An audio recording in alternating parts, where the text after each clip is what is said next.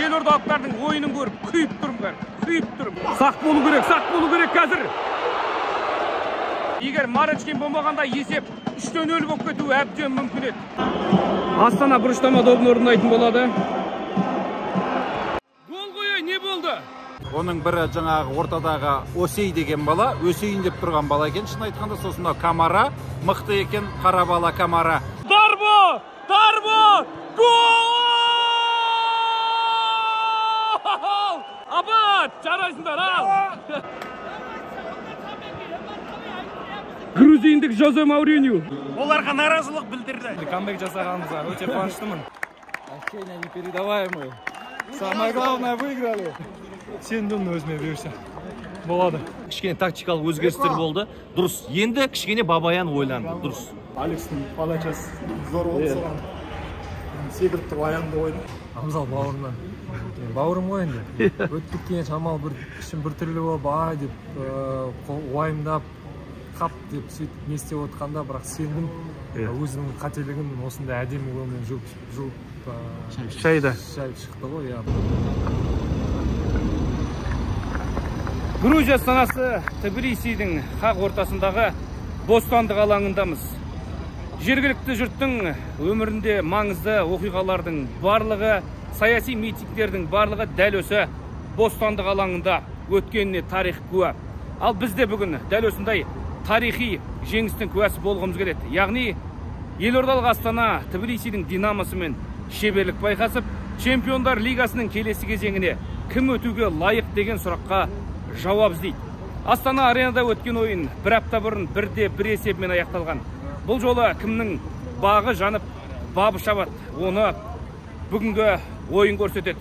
Ал сіздердің көз алдарыңызда тұрып дәл осылай блог түсіруіме мүмкіндік жасаған Олимп букмекерлік кеңсесі екенін айта кеткім келеді. Сондықтан міне дәл осы жейдемде тұрған кеңсеге алғыстан басқа айтарым жоқ. Себебі дәл осы Грузия астанасынан табылуымызға себепкер болып біздің барлық жол шығынымызды, жататын орнымыздың барлығын көтерген осы Олимп букмекерлік кеңсесі.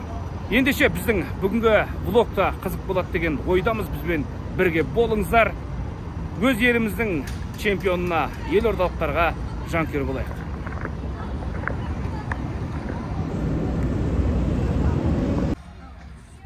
Біздің Астана футбол клубының жанкүйерлері міне Old Boys фан клубы осы жерде жиналған. Атамекенді етіп осындағы біздің жанкүйерлер міне Маңғыстаудан арнайы келіпті. Сәлеметсіз ме? Қай командаға жанкүйер болып келдің? Астана. Қайдан келдіңдер? Астанадан келдіңдер ма? Иә. Молодец, жарайсыңдар. Саламатсыздар ма? Саламатсыз. Бүгінгі ойыннан не күтесіздер? Әсерлі ойын күтеміз, жеңіс. Неше болады деп ойлайсыздар? 2-1. 2-1. Сіз ше? 3-0. 3-0. Кім гол соғады? Әрине Қазақстан, Абат. Абат Айымбетов. Саламатсыз ба, сіз бүгінгі ойыннан қандай результат болады деп ойлайсыз? Победа. Только победа. Только победа? Кім гол соғады деп ойлайсыздар Астана сапында? Не знаю. Қайдан келдіңіз? Ассалаумағалейкум. Ал біз Маңғыстаудан келіп жатырмыз арнайы осы ойынға. Енді жеңісті күтеміз. 2-1 деп ұтатын шығар деп ойлаймыз. Соған айтып тілекшіміз. Иә, кім гол соғады деп ойлайсыз? Ал кім салса да болады, лишь ұтса болды біздің команда. Жобамен кім соғуы мүмкін бүгін Астанадан? Ол 2 гол автогол болатын шығар сол грузиндерде. Тамаша. Ал бүгінгі ойыннан не күтесіздер? Есеп қандай болады? Кім гол соғады? Только победа. Жеңіс қана. Кім гол соғуы мүмкін? Кім соққан не важно. Жеңіс басқа ештеңе керек жоқ. Қандай есеп болады деп ойлайсыздар? Жеңіс күтеміз обязательно. Бастысы енді жақсы ойын, бірақ жеңіс болса жақсы. Жеңіс үшін келіп тұрмыз. Жеңіс үшін. Кім гол соғуы мүмкін бүгін? Абат соғатын шығар деп ойлаймын. Абат, барлық Абат деп жатыр. Сіз де кім деп ойлайсыз? Кім гол соғады деп ойлайсыз? Мен Абат деп ойлаймын. Абат па? Барлығы Абатқа сеніп жатыр. Ендеше бүгінгі ойында біз де Абатқа сенеміз. Жалпы Абат соңғы кездері ұлттық құрама сапында да, Астана сапында да жасындай жарқылдап жүр. Бүгін Динамо Тбилисимен болатын ойынға Грузияға жанкүйер болып келген елордалық тұрғындар бар, Қазақстанның түкпір-түкпірінен келіп жатқан осы Тбилисиде тұратын жанкүйерлер бар. Астананың барлығы Абат гол соғады деген пікірде. Ендеше біз де соған сенейік. Абат бүгін 1 емес 2 гол соқсын.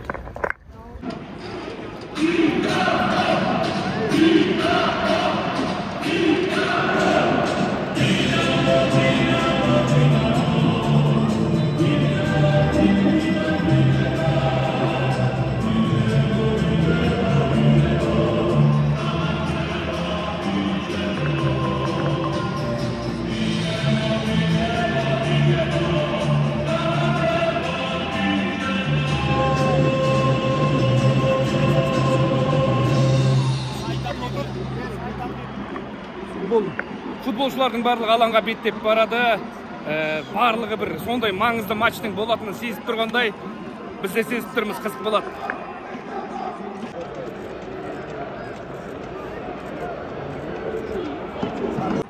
Ал мынау Динамоның ойыншылары міне.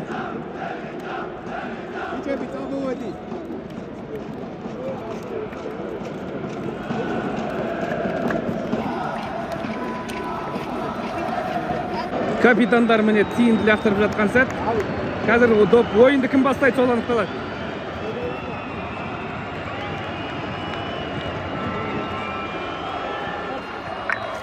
Сонымен Динамо командасы мына алаңның мына бетін таңдады да, астаналықтар доп таңдады. Астаналықтар қазір ойынды бастайды. Ендеше кеттік. Сәттілік.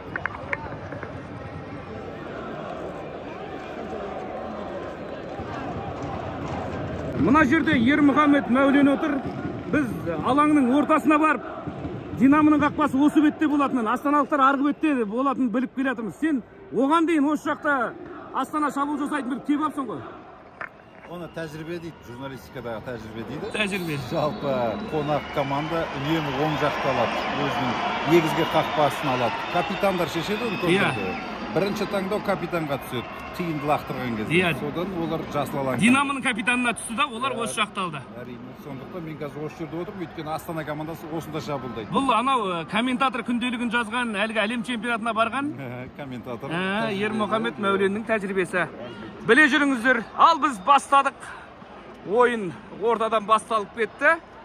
Және Астана командасы шабуыл жасап көрген. Және бұл жерде соққы жасалмады қақпаға. Жаңа айттық қой, 55 мың жанкүйер сияды деп бұл стадионға. Соның міне дәл осы қапталғаны әзірге көрермен жинады, ал қалған жағында жанкүйер жоқ. Байқап тұрсыздар.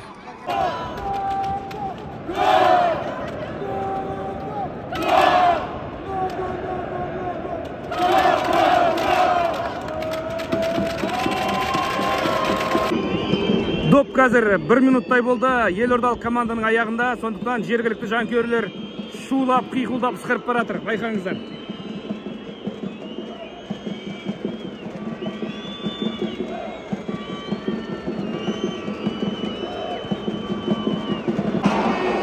Динамо командасының шабуылы сақ болу керек қазір. Және Чондричтің қолына тиді, бұрыштама қазір. Тағы да Астана қақпашы өзінің бар шеберлігін іске қосты.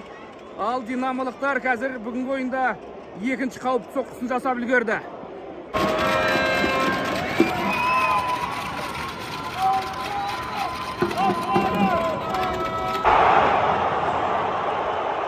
Көзді ашып жұмғанша қазір Динамо командасы гол соғып кетті.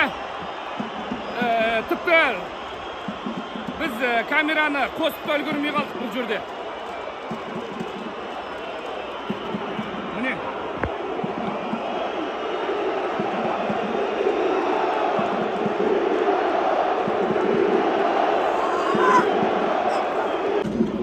Чондрич су ішуге келе жатыр қазір. Өзінің жаңа командасын құтқара алмай қалғанына өзі де іші күйіп өкініп тұрған секілді. Сол өзегін өртеген өкінішті қазір сумен басқысы келетіндей. Астана деген елордалық клубтың жанкүйерлері қазір команданы қолдағысы келеді, бірақ біздің жігіттерге әзірге бұл дауыста жанкүйерлердің қиқуы жеткіліксіз болып жатқан секілді.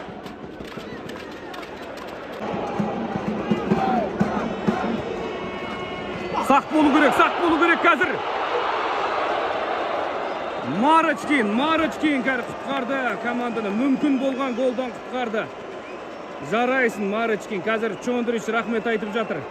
Әйтпесе, міне екінші гол салып, дубль автор атанатын еді Динамо ойыншысы. Кездесудің алғашқы 43 минуты өтіп кетті. Есеп әлде 1-0, Динамо алда тұр. Астана таразбасын теңестірмек түгілі екінші гол жіберіп қоюы мүмкіндігі жоғары болып жатыр. Сондықтан елордалықтар үшін өте уайымды, кәдімгі тревога дейміз ғой. Бұл жерде дабыл қағылып жатыр. Бабаян бапкер қазір ойын барысына өзгеріс енгізу керек. Тағы да Динамоның қарымта шабуылы, жылдам қарымта шабуыл қазір. Сақ болу керек. Абайлау керек бұл жерде. Марычкин сол маңнан табылды. Дегенмен Динамолықтар. Абырой болғанда Томашевич қазір доптың жолына бөгет болды. Ойын тәртібі бұзылды бұл жерде Амановичке қарсы.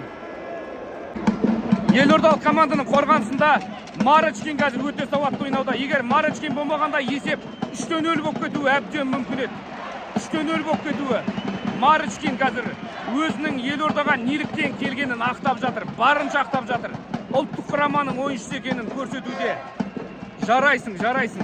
Қалғандарына енді эмоциямнан ақ байқалып тұрған шығарсыздар. Елордалықтардың ойынын көріп күйіп тұрмын. Жүйкем тозып тұр. Бұлай ойнауға болмайды. Бұлай чемпиондар лигасының топтық кезеңіне жете алмайсың. Бірінші кезеңнен өте алмайсың. Не тіпті қаяқтың топтық кезеңі. Динамо Тбилиси бар болғаны. Ал Динамо Загреб болғанда не болатын еді жағдайымыз қазір. Бабаян бапкер қазір ойынға бір өзгеріс енгізетін секілді. Екінші тайм барысында, үзіліс барысында дәлірек айтқанда алаңнан біз Аганесянда көретін секілдіміз. Өткені Абзал Бейсебеков жүрген оң қапталымен жиі шабуыл ұйымдастырып жатыр Динамо ойыншылары. Жылдам ойыншыларының барлығы осы қапталда. Міне, сол үшін қазір біз Аганесянда алаңнан көреміз. Астана бұрыштама добын орындайтын болады.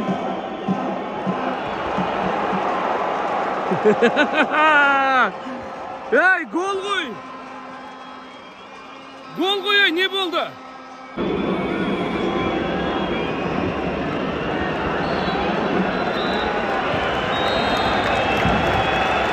Сонымен ойынның бірінші тайм аяқталды. Есеп 1-0 Динамо алда.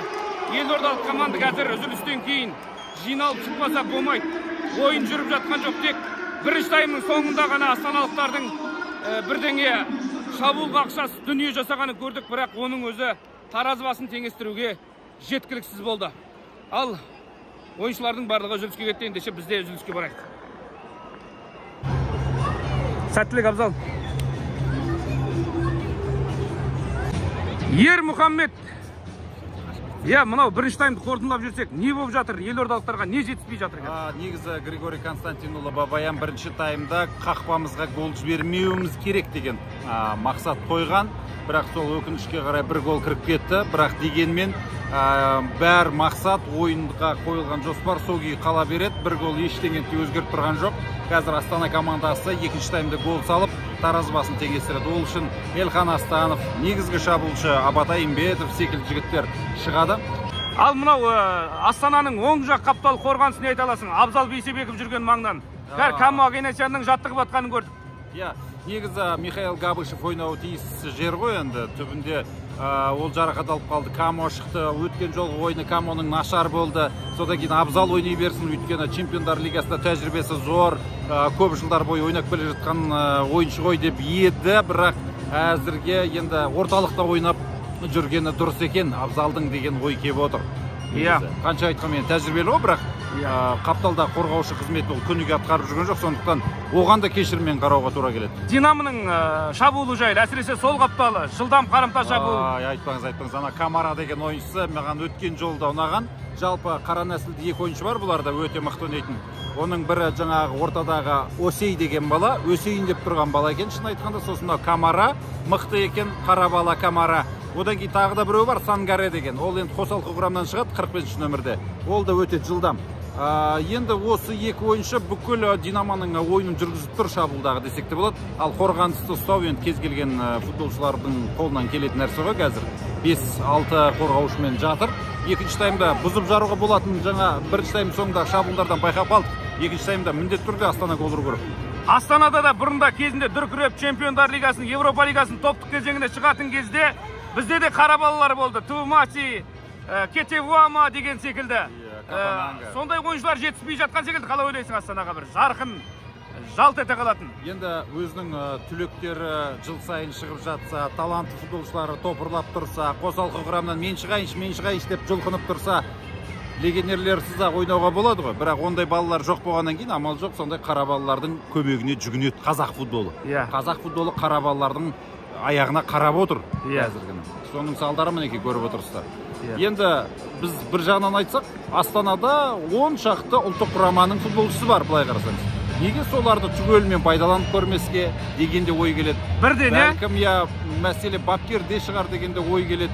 Енді қашанға қара балаларға сенім артып отырмыз. Ол қара балалардың барлығы да бәрі бірдей керемет ойнамайды ғой. Жанын салып ойнайтындар өте аз. Мысалға, қазір мынау Уреганы көріп отырмыз, сосын Дембо Дарбоны көріп отырмыз. Екеуінен ешқандай бір оттың бір жарқын шағы бір ештеңе көріп отырған жоқпыз, бір ұмтылыс та жоқ. Дарбоны жалпы негізі Астана командасынан ауыстырып басқа командаға жібере салған дұрыс сияқты менің ойымша. Урега мен біздегі Дарбоны қосқанда бір камараға жетпей жатыр дейсің ғой? Әлбетте, көрдіңіз ғой, бір камараның өзі тағдырын шешіп кетті эпизодта. Тамаша. Ал енді бүгінгі екінші таймда не істеу керек Бабаян қазір? Екінші таймның қазір 60-шы минутта үшін допты ұстау керек, әбден шаршату керек, бақылауға ұстау керек, ойынды түгел тізгінін өз қолына алу керек. Астана командасы ол үшін көп пас беру керек, ортамен ойынды жүргізу керек. Однотипный екі ойыншысы бар, Эбонг пен Йованчич, екеуі де бірдей іс-қимыл жасай беру керек сол күйі. Содан кейін шаршаған кезде 70-72 минуттарда Элханды, Астановты, Қапталға Уреганың орнына және Абат Айымбетті Дембо Дарбоның орнына шығару керек және шабуыл шебіндегі ойынды қыздыра түсу керек. Ал Марычкиннің ойын жайын не айтасың? Бірнеше рет қауіпті сәтте құтқарып қалды жаңа. Марычкин өте тәжірибелі ойыншы. Оның үстіне бұл жерде бір айта кететін жайдай, Марычкинді Бабаян не үшін алды? Өйткені ол тобылда ойнаған. Ал мынау Алекса Аманович, Жарко Томашевич, Душан Йованчич деген футболшылардың барлығы да тобылда ойнаған. Бұл бір-бірімен ойнап үйренісіп қалған связка дейміз ғой футболдағы. Сондай жағдай, сондықтан Марычкин олардың ішінде ешқандай да бірінші ойыным ғой деп жүрген жоқ. Кәдімгі күнде осы Астанада ойнап жүрген адам сияқты сіңісіп кетті. Сосын бүгін біз пенальти көреміз ба деген болжам бар. Дегенмен де Динамо қазір 2-0 кетсе, ойын тағдыры шешілді деуге бола ма? Әлбетте, егер есеп 2-0 болса, онда заттарды жинап, осы жерден жайлап әуежайға тікелей қамдана беруге болады, менің ойымша. Енді мен футболда көп нәрсеге сенемін, жалпы 89-90 минуттарға да сенем. Бірақ мынау дәл қазір ойнап жатқан Астана ондай ойынды жасай алмайды. Ол 2-0 қайтарамайды. Бұл ұзақ допты ұстап, соңына дейін шабуылдап, ана бір нүктеге үшін қақпаның алдына 2 метр қалғанға дейін апарып гол соғатын команда. Ол анау атып шығып, сатырып отыр, гол соғып кететін командаға жатпайды. Бұл Астана академиялық шабуылдар ұйымдастыратын команда. Сондықтан үйтіп ұзақ жүріп, енді гол ұратын командаға ол 2-0 есебі бітті деген сөз. Алыстан ұратын тағы бергенде жоқ.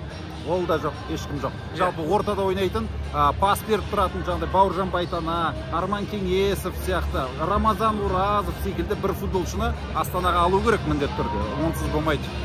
Рахмет Ермаш, міне қазір өзінің пікірімен бөлісті. Ермұхамед Мәулен талайды көрген біздің әріптесіміз.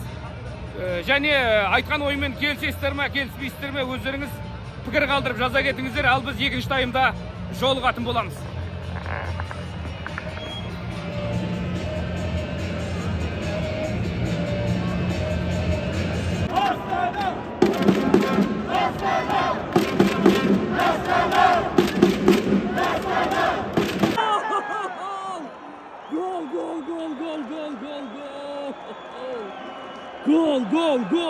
Гол! Қазір ғана Астана таразы басын теңестірді.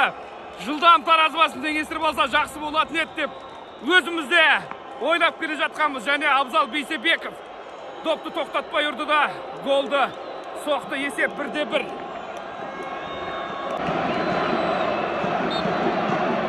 Динамолықтар жиналайық деп жатыр.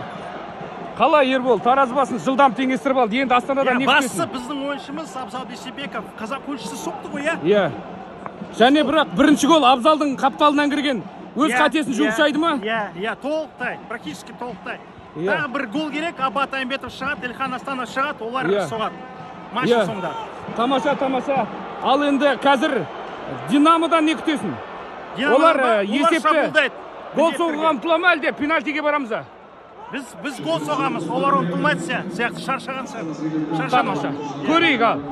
Ерболдың пікірі қалай? Ал, Дарбо! Гол! Гол!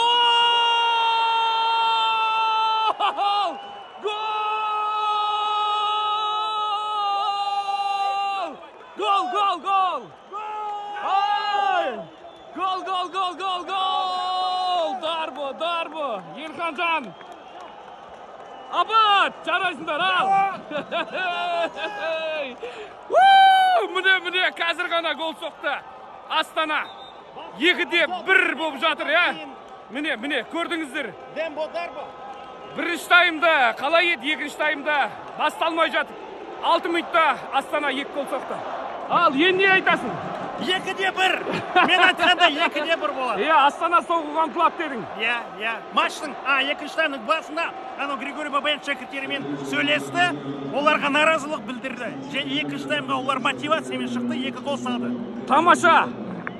Тамаша, міне, қазір ғана Астана 2-1 есебімен алға шықты. Енді Динамо шабуылға шығады. Мүмкін ана қақпаға барайын ба? Мына жанкүйерді қараңыздаршы қазір. Анау бізде қазақстандық Жозе Мауриньо деген жанкүйер бар еді ғой, соған ұқсайды екен.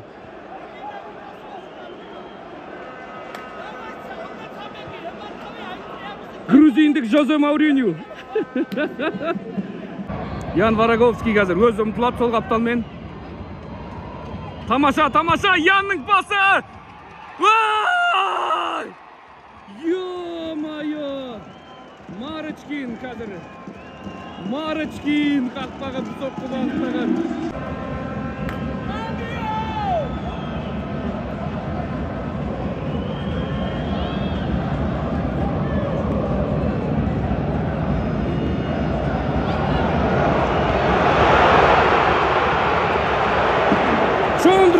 Чондрич команданы құтқарып қалды. Чондрич өте қиын болған қазір. Қақпашымен 1-1 шыққан еді. Біздің қақпашы Чондрич команданы құтқарып қалды.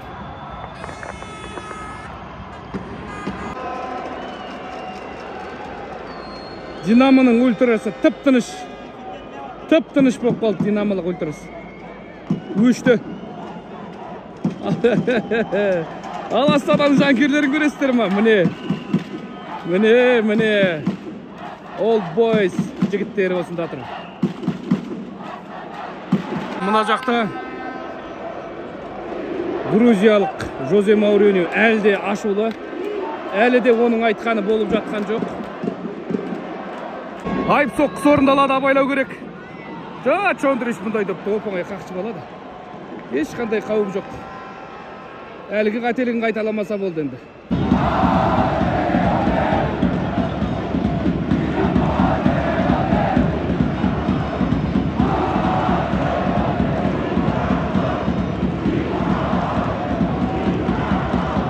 Қазір Динамо фанаттарының айтып жатқан ұраны таныс ба?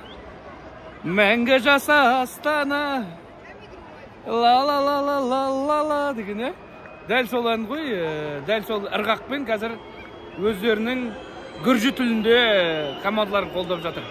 Жалпы әлемде осындай фанаттардың өзіндік қолдаулары, ұрандары көп жағдайда бір-біріне ұқсас келеді. Оны қазір өздеріңіз тағы да бір мәрте куә болып отырсыздар. Сақ болу керек. Қазір мұнан қараңыздар. Камара.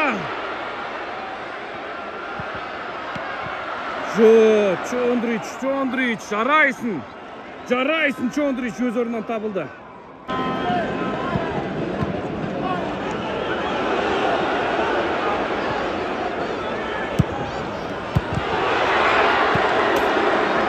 Сақ болу керек, Камарадан аяғында доп.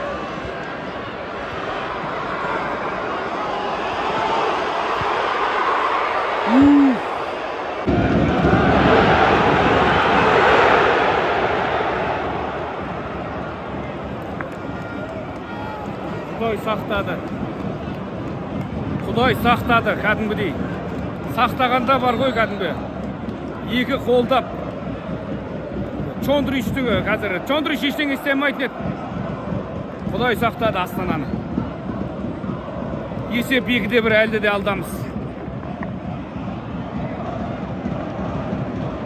Динамоның фан қозғалысы әндете бастады. Голдың еш шыққан сезді деймін. Ал мына жақта Камара адам ойыншыларды алдап келе жатыр. Тамаша, тамаша, тамаша, Чондрич. Жарайсың, жарайсың. Бұрыштама добы. Қақпа маңдайшасына тиді. Чондрич топ шығарып жіберді. Ар жақтан Марин Томасов. Құдай сақтап жатыр. Сақтай берсін. Бірақ сақтансаң сақтайды дегенді ұмытпау керек. Бұлай соққы жасата беруге болмайды. Әлі 10 минуттай уақыт бар ойынның аяқталуына. Тағы да бір соққы жасаған қорғаушының аяғына тиіп қайтты. 86 минут өтуде есеп 2-1 Астана алды. 55 мың жанкүйер сиятын Динамоның стадионына қазір бір 20 мыңдай адам жиналғандай. Мына қапталда толды. Оның ішінде Қазақстанның да жанкүйерлері бар. Байқап тұрсыздар. Біз тудың Қазақстанның көк туын. Ал мына жерде Динамоның фан секторы өз командасын қолдауда.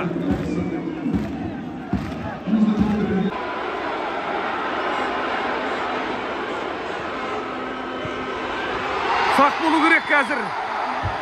Камараға дұрыс бас келмеді аяғына. Камара өкініп жатыр. Жай ғана шығарсаңдар ғой деп тұрған міне. Жай ғана. Неге қатты шығардың деп өкініп жатыр. Өте қауіп шабуылы болып еді жалпы.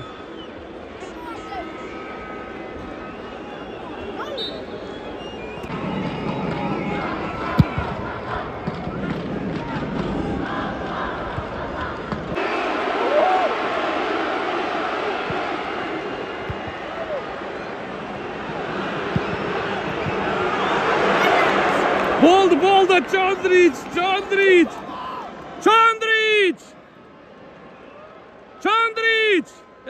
Лучший!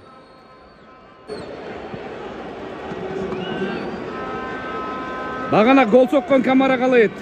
Қазір гол соға алмаған Камараны көріп тұрсыздар.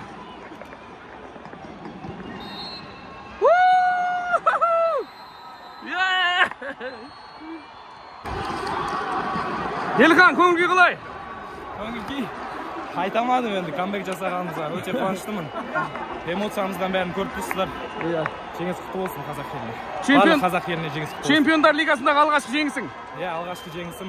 Алғашқы моментім болды, саламай қалдым өкінішке орай. Соған сәл өкініп тұрмын өз-өзіме. Оны Динамо Загребке саласың ғой? Иншаллах. Жарайсың.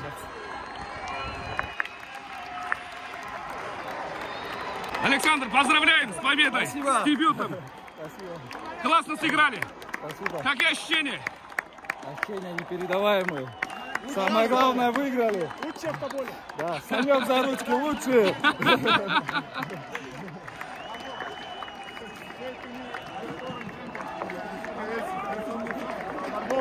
С победой! Ал енді Астана ойыншылары қазір жанкүйерлермен бірге.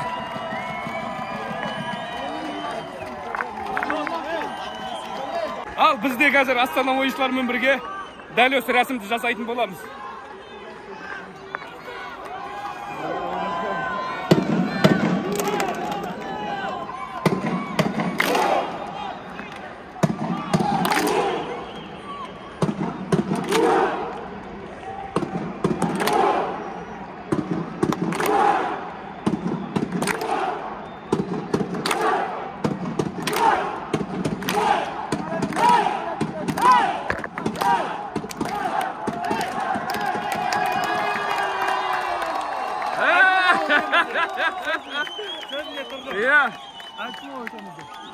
Тбилисида жеңеміз деп ең бірінші болып айтқан өзің едің. Қалай көңіл күй? Жақсы, керемет. Тамаша. Енді дегенмен ойдағыдай шықты әйтеуір. Өз ойлағандай. Қуаныштымын. Бүкіл жанкүйерлерді шын жүректен құттықтаймын. Бізге шынымен жаны ашып болит еткен, қолдау көрсеткен. Рахмет. Сеніңіздер. Бұл жалғыз Астана емес, Қазақстанның футболында абыройы. Бұйырса, ары қарай қуантамыз деген ойдамыз. Алла бұйырса. Тамаша. Өзің енді Динамо Загребке гол соғады деп отырмыз. Бұйырса, неге соқпасқа? Динамоның қайсысы болса да аяйын деп тұрған жоқсың ғой? Алла бұйырса. Бірінші Алла, екінші сендім өзіме бұйырса. Болады. Тамаша, жеңіс құтты болсын. Рахмет. Жарайсың. Камо, ты вышел во втором тайме. Что сказал тебе тренер перед выходом? Ничего, просто спокойно играй игру и все. Что скажешь насчет вот этой персональной опеки Комара? У меня не стояла задача персонально его опекать. Просто так получилось, что он на моем фланге играет и все.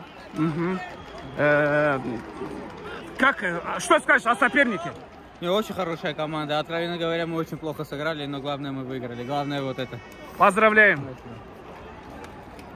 Нұрсұлтан, не айтасың? Дәл осы жерден суымай тұрып сұхбатыңда пікіріңді айтсашы ойын жайлы. Бұл таңғаларлық жағдай емес. Астана бірінші раундта өту керек болды. Өтті. Қиын болды, бірақ өтті. Бұл біздің қазақ футбол үшін Астана сияқты клуб үшін бұл қонақ дүние емес. Өтті, жарайсыз. Болды, енді Загребке дайындалу керек. Бұл қалыпты жағдай болу керек. Бұл қалыпты жағдай болу керек. Ал бірінші таймдағы Астана мен екінші таймдағы Астананың айырмашылығы. Екі түрлі өткен Аганесяны шығарды, кімді алып тастады, кішкене тактикалық өзгерістер болды. Дұрыс. Енді кішкене Бабаян ойланды. Дұрыс. Абзал, өзіңнің голың жайлы бір ауыз. Қалай болды? Бір сезгендей болдық жаңағыдай. Үсті жолға жүгірдім, сезгендей болдым іштеше. Соған жүгірдім енді. Алексің подачасы зор болды соған. Секіріп тұрып аяғымды ойдым. Бұл домашний заготовка емес пе? Жоқ, ондай емес. Мен негізі опоркада ойнаймын деп ойлаған жоқпын. Центральный право защитада. Соған дайындалып жүрміз. Екінші таймға бастап келіп ортаға шықты. Бірінші таймда басқа Астана, екінші таймда басқа Астананы көргендей болды алаңнан. Не өзгеріс? Үзілісте не айтты бастап келіп? Негізі ойын басы жақсы бастады, кішкене шаршап қалған сияқты болды, өйткені 15-20 минут келгенше отырып қалдық. Жаңағыдай екінші таймда кішкене жиналып демалып шыққандай болдық та. Сосын уже қайттан екі гол тез салып алғаннан кейін кішкене қиындау болып қалды, отырып қалдық кішкене қайттан. Капитанның жылдам голда көмектесті ғой дейсің ғой? Қуанып отыр. Ал, капитансыз қалай қуанады? Құтты болсын жеңіс. Біз енді сыртынан тыңдап тұрайық шуды. Айқай шуды. Әне. Біз сыртынан тыңдаңыздар енді. Әдемі қазір. Тбилисидің стадионының трибунасының астында тойлатып жатыр. Қазақтар.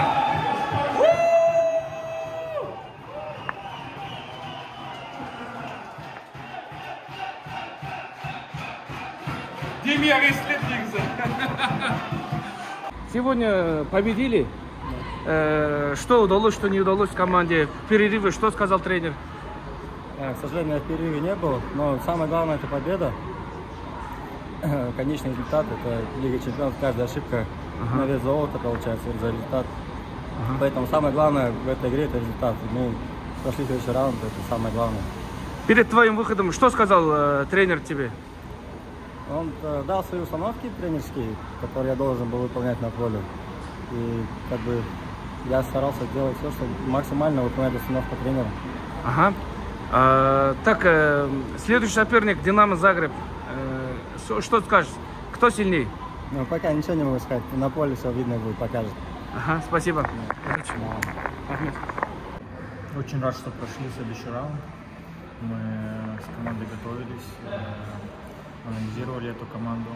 В первом тайме у нас много чего получалось. Мы высоко прессинговали.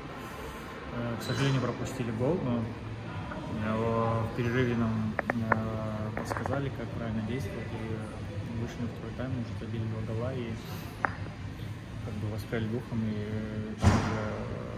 могли и третий забивать. Ну, слава богу, прошли в следующий раунд, и мы не собираемся на этом останавливаться, хотим как можно дальше пройти в групповой этап Лиги Чемпионов. Даже твой третий матч за Астану, как проходит в целом адаптация? Может, ты уже полностью адаптировался? Я адаптировался, да, быстро, потому что есть много игроков, моих друзей, с которыми я играю в сборной, потому что адаптации как такого не было. Может, где-то тактически еще, да, надо еще подстраиваться, еще как бы побыть с командой, как бы поиграть. В принципе, адаптация пошла. Ну, команда приняла хорошо. И на 22-й минуте Динамо забивает, уже были предпосылки, что Динамо может забить и второй. Что произошло в раздевалке? Честно говоря, не было ощущения, что они могут забить второй, но мы все равно контролировали игру в первом тайме, могли забивать, как бы, много атаковали, много били, так что ощущение было, что все-таки мы выиграем этот матч. Что Бабаян сказал в раздевалке? Были какие-то разговоры? Он вел себя тихо, спокойно или что? Он нас поддержал, правильно как бы дал тактические установки на второй тайм и как бы замотивировал нас. Ну, как бы мы и так хотели пройти, это было понятное дело, но сказал правильные вещи и тактически, и так, как сказать, духовно, да, ментально поддержал нас. Были ощущения, что когда Абат не вышел в старте, были какие-то, знаете, какой-то дежавю из Белфаста, возможно, готовят Григорий Константинович тоже как... Это, наверное, какие-то тактика тренера, возможно, да, может так и было, не знаю, надо тренера спрашивать. И следующий соперник, уже другой Динамо, уже посильнее, можно сказать, какие ожидания, что скажешь? Будем готовиться под эту команду, и также хотим пройти дальше, да, будем готовиться и надеюсь, выиграем эту. В отличие от Динамо Тбилиси, теперь Астана начинает на выезде. Это преимущество, это плюс или минус? Или нет никакого? Да, по-разному может сложиться, да. Возможно, я думаю, это лучше. Главное делать результат там на выезде, уже дома нам будет легче при своих болельщиках. У нас вообще в последнее время наши болельщики собирают полный стадион, так что я думаю, что наши болельщики нас поддержат и дадут нам силу, мы пройдем. Абзал бауырына бауырым ғой енді өтіп кеткен шамалы бір ішім бір түрлі болып ай деп уайымдап қап деп сөйтіп не істеп отқанда бірақ сендім өзінің қателігін осындай әдемі жолмен жуып шайды шықты ғой, иә, молодец, тазаланып қуаныштымын бауырым, әйтеуір осылай болғанына. Ал осы камерадан да біз сұхбат алдық, сұрадық. Қазақстанға келіп қалуың мүмкін ба? Сені біздің қазақ жанкүйерлері ойыныңды ұнатып жатыр деп, бәрі мүмкін деп жатыр. Камераны астанада көруге қалай қарайсыз? Мен шешпеймін. Жоқ, бұлай енді көз қарасың. Бәрі мүмкін ғой. Әріптесің болса осындай. Бәрі мүмкін. Борис Пайчадзе атындағы 55 мың көрермен сиятын стадионда дәл қазір өлі тыныштық. Себебі жергілікті жанкүйерлердің сүйікті командасы Тбилисидің Динамосы елордалық Астанаға ұтылып, Чемпиондар лигасындағы жорығын аяқтады. Ал біздің жорығымыз әрі қарай жалғасады. Келесі қарсыласымыз Динамо, хорватиялық Загребтің командасы. Бұл команданы да елордалықтар ұтады деп үміттенейік. Чемпиондар лигасында кіл мықтылар ойнайды. Сол мықтылардың қатарында біз әрине топтық кезеңде Астананы көргіміз келеді. Қазақ футболының осы бір жеңісімен барша жанкүйерлерді құттықтаймын. Айбек Қабылша YouTube арнасында менімен бірге болғандарың үшін сіздерге алғыс айтқым келеді. Және бір алғысты біздің дәл осы Грузия астанасы Тбилисиге табан тіреуімізге себепші болып, біздің жол күремізді көтеріп, жатын орнымызды қамтамасыз еткен Олимпет букмекерлік компаниясы екенін айта кетейік. Ендеше сіздерге осы влогтың жол тартуына бас себепкер болған компанияға барлығыңыз артыңыздан және бір мәрте алғыс айта отырып, бүгінгі влогты аяқтаймын. Жеңісті күндерде жүздескенше бай кісі болайық.